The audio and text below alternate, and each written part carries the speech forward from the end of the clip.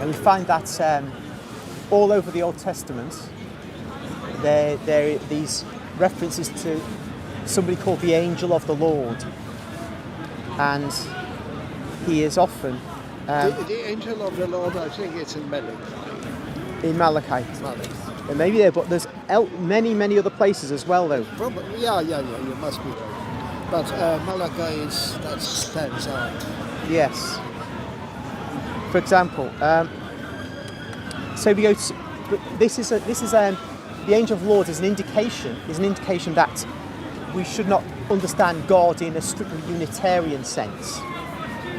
That it's just like one person and one divine essence. The angel of the Lord phenomenon and gives us reason to be open to the possibility of God being more than Unitarian, more than merely one person.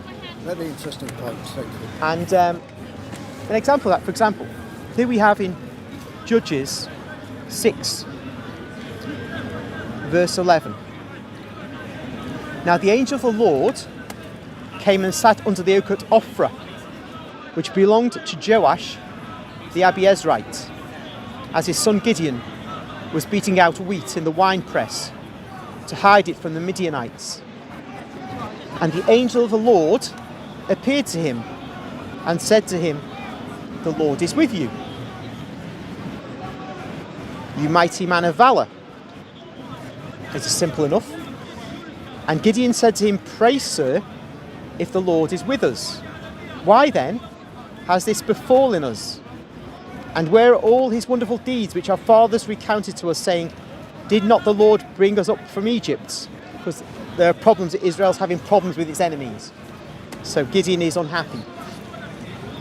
But now the Lord has cast us off and given us into the hand of Midian.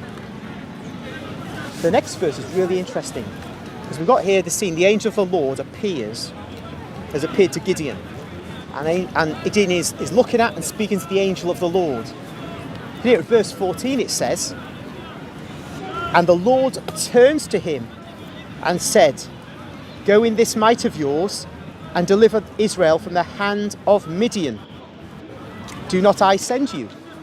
So it was the angel of the Lord, but now it's the Lord turning to Gideon. And thus we have this transference of identity between the angel of the Lord and the Lord himself, which suggests this angel is not merely a separate creature from the Lord.